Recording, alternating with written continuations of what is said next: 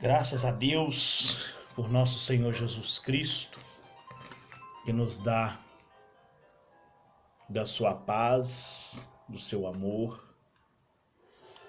da sua infinita misericórdia, que sobre nós Ele tem derramado do seu poder, da sua graça. Nós sabemos que sem Ele nós não somos nada, nós não podemos nada. Mas o Senhor, conhecedor de todas as coisas, Ele sabe do que nós necessitamos antes de nós pedirmos a Ele, né? Ele sabe do que nós necessitamos. Por isso que a misericórdia dele é algo que nunca tem fim. Como dia e noite nunca deixou de existir, assim também a misericórdia de Deus nunca deixou de existir. A misericórdia de Deus sobre nossas vidas é que faz com que nós venhamos experimentar a bênção dele, a paz dele. Amém? Hoje nós vamos falar sobre o arrependimento como base para o conserto. No Antigo Testamento, o conserto de Abraão, de Isaac com Jacó, que Deus fez com Abraão, Isaac e Jacó, dependia da obediência dos seus filhos. Era condicionado à obediência. Então o povo de Abraão, de Isaac e de Jacó, eles tinham certos requisitos a se cumprir para que a palavra de Deus também viesse a se cumprir na vida de cada um deles. Nós sabemos que o Senhor, Ele é muito poderoso, misericordioso. Ele coloca o conserto, no coração do homem, faz um conserto com o homem, e agora o homem passa a receber as bênçãos da parte do Senhor. Nós sabemos que o Senhor é o Senhor do conserto. E na nova geração, no novo conserto, há também as obediências, como base, o arrependimento como base para esse novo conserto. E nós vamos ver isso. Nós vamos abrir a nossa Bíblia no livro de 2 Crônicas, no capítulo 7, no versículo 14. Ou melhor, vamos abrir nossa Bíblia no livro de Atos, capítulo 3, versículo 19. Vamos para Atos 3:19.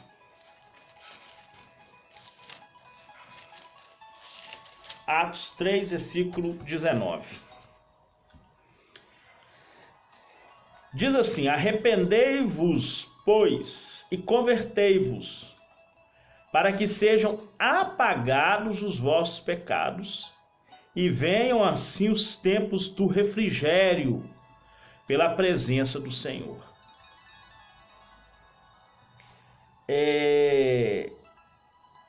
No decurso, da presente era que nós estamos vivendo, até a volta de Cristo, Deus, ele enviará os tempos do refrigério. Isso é, de se desviarem do pecado e da geração perversa a seu redor. Ou seja, Deus vai te dar condições para você obedecer o conserto que ele faz com você. O que ele exige de você nesse conserto. Então ele vai enviar esse tempo de refrigério, o derramamento do Espírito Santo. E todos aqueles que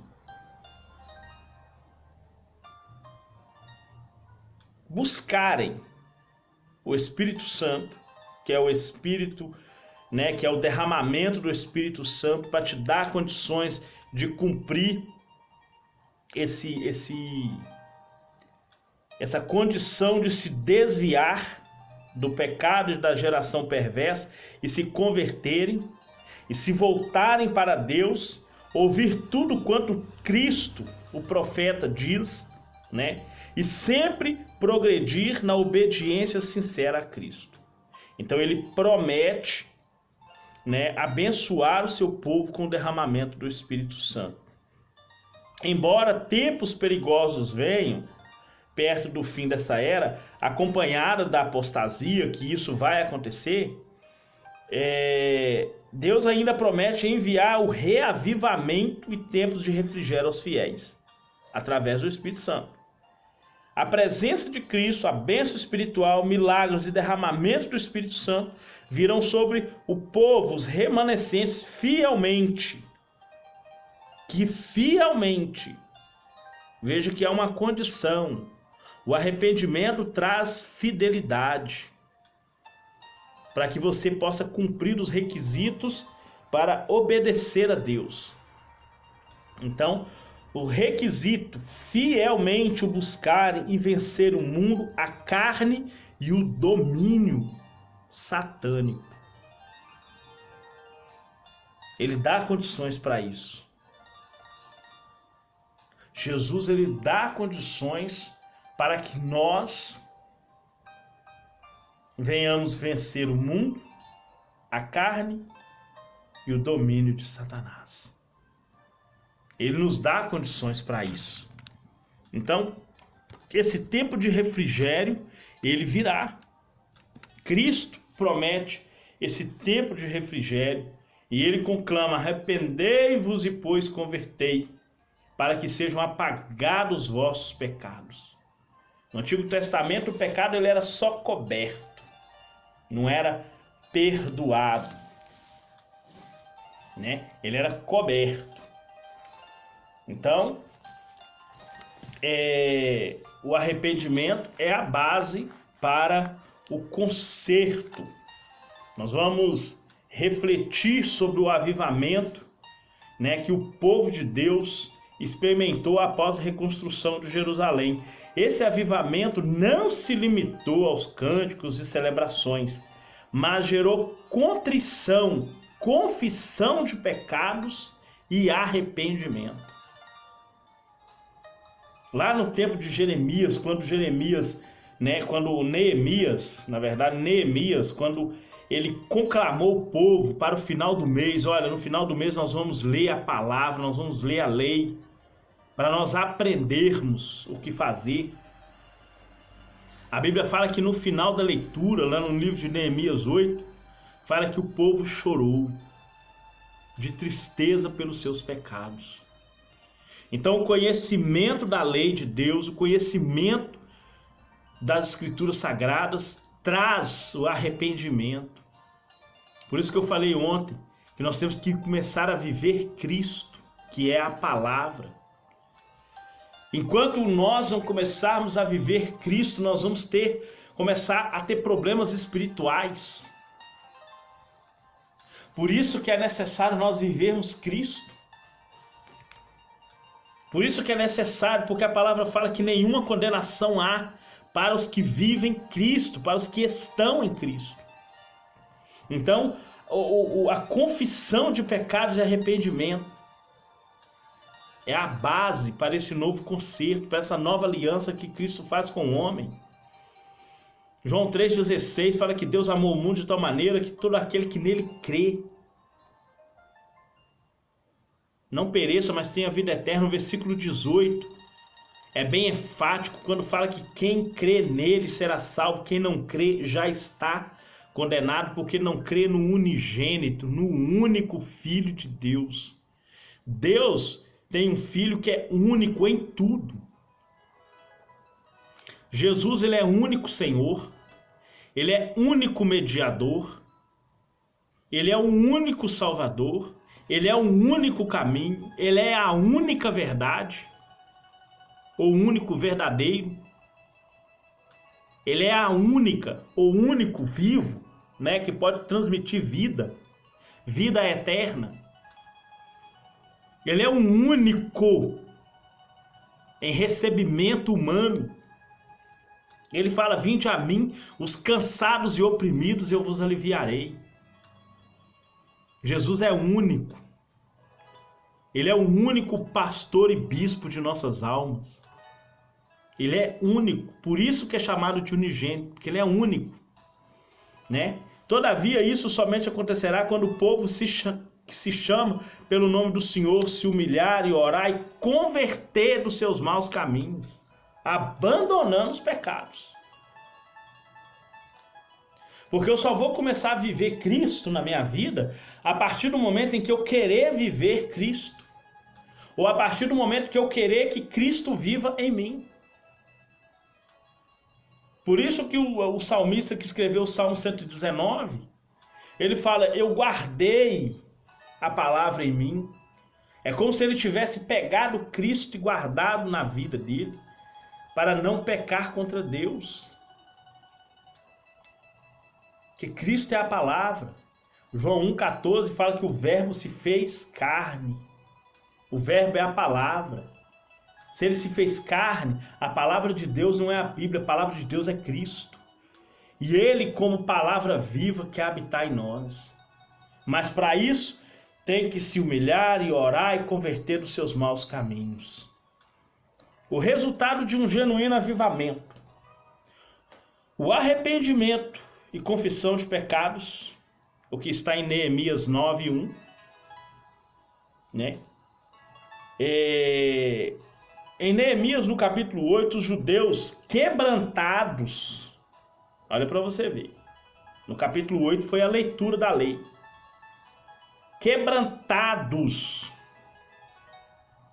com o ensino da lei de Deus, renovaram o seu pacto com o Senhor. Eles jejuaram, vestiram-se de panos de saco, confessaram os seus pecados e arrependeram de suas iniquidades. Hoje você não se veste mais do pano de saco. Hoje você se reveste, hoje você se veste do novo homem. Dispe do velho homem com suas velhas práticas, é o que fala lá em 1 Pedro, né?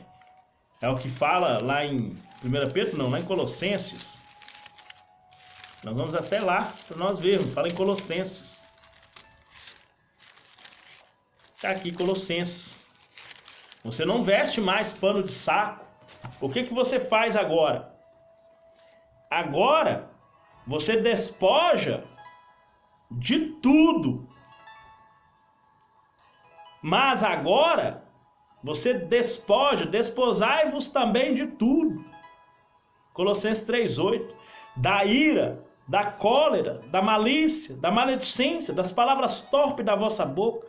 Não mintais uns aos outros, pois já vos despiste do velho homem com seus feitos.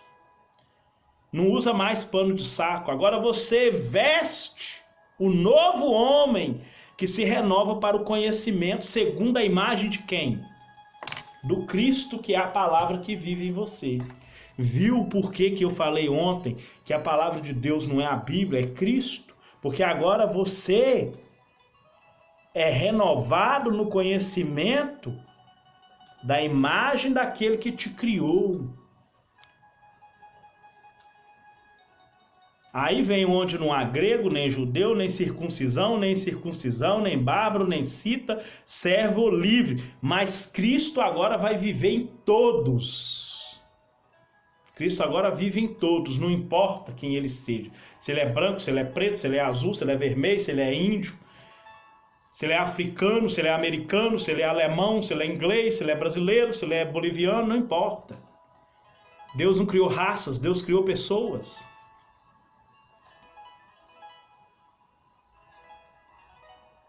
Né? Então, agora vem a ordem. Reveste-vos, pois, como eleitos de Deus, santos e amados, de entranhas de misericórdia, revestir de entranhas de misericórdia, de benignidade, revestir de humildade, revestir de mansidão, que Jesus fala, aprendei de mim que sou manso e humilde, de longanimidade, suportando uns aos outros. Esse suportar aqui não é aquela questão assim, eu não suporto fulano, mas vou ter que suportar por causa da Bíblia. Não é isso. O suportar é ajude o seu irmão nas suas tribulações. Porque hoje, no Antigo Testamento, se vestia os panos de saco. Mas agora não é assim. Continua assim, confessando os pecados. Igual nós vimos aqui em Atos 3,19. E de suas iniquidades. Esse avivamento não foi superficial. Seus resultados duradouros são confirmados nas Escrituras. É só ler o capítulo 10 ao 12 de Neemias, que vai ver que esse avivamento durou muito tempo. Sinais do verdadeiro arrependimento. Ao se lamentarem, os israelitas não expressaram um mero remorso. A partir de atitudes e gestos, demonstraram um sincero arrependimento. Pois vestiram-se de panos de saco e trazia terra sobre si. Naquela época, essa era a forma do arrependimento. Eu já expliquei que hoje já não é mais assim. Você se reveste do novo homem. E confessa seu pecado se humilhando diante de Cristo, se humilhando diante de Deus. Tais gestos evidenciavam no Antigo Testamento profunda humilhação diante de Deus. O uso da terra sobre a cabeça, por exemplo, demonstrava tristeza pelos pecados cometidos. Nós vamos ver isso em Jó 2,12, quando os amigos de Jó lançaram terra para cima das cabeças. Nós vamos ver isso em 1 Samuel 4,12.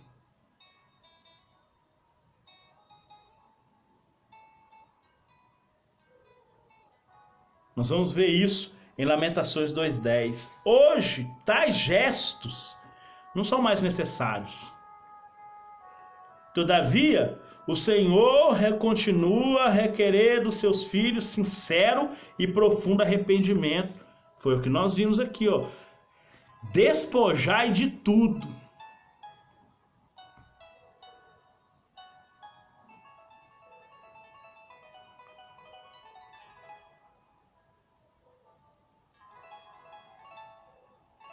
Né?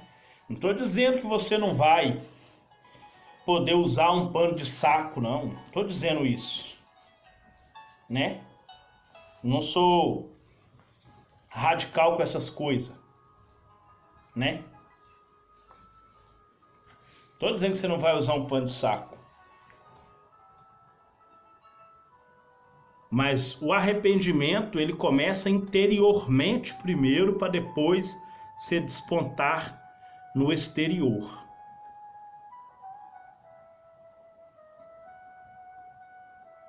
Porque não adianta nada você usar um pano de saco se o interior não se arrepende de jeito nenhum. Então não adianta. Então quando manda você despojar de tudo, é do interior, da ira, da cólera, da maledicência, das palavras torpes, tudo isso é de dentro. Jesus fala sobre as palavras torpes da boca, que sai da boca, porque do que está cheio o coração fala a boca. Né? Tá lá em Lucas 6, do que está cheio o coração fala a boca. Se o coração tem ira, tem malícia, maledicência, fica falando dos outros, todo pensamento é para destruir os outros, só quer briga, quer confusão, levantar falso testemunho, enganar os outros, isso é ira. E Jesus compara a ira com o assassinato. Se você é irado, uma pessoa com ira no coração, ele mata uma pessoa. Nós vemos isso aí, ó, num país igual o Brasil, em que a violência está despontando em todas as áreas, não importa onde. Não importa quem seja. As pessoas hoje saem de casa, qualquer coisa, se tira a vida um do outro. Não importa quem seja a pessoa. Até quem devia dar segurança hoje está tirando a vida das pessoas. Até quem deveria cuidar da segurança pública hoje está saindo, né, nos seus setores de trabalho para tirar a vida dos outros, porque quis tirar, simplesmente ele quis tirar, né? Então nós estamos vendo isso por causa de quê? Por causa da ira. A ira tomou conta da sociedade.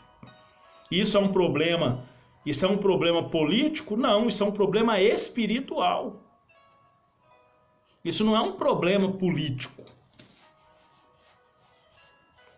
Essa violência que está no Brasil, despontando no mundo, né, igual nós vemos em outros países, protestos contra a violência, né? Aqui no Brasil a violência do jeito que está, isso não é um problema político.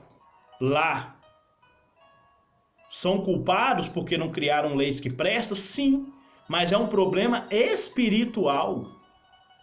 Primeiro a violência é um problema espiritual.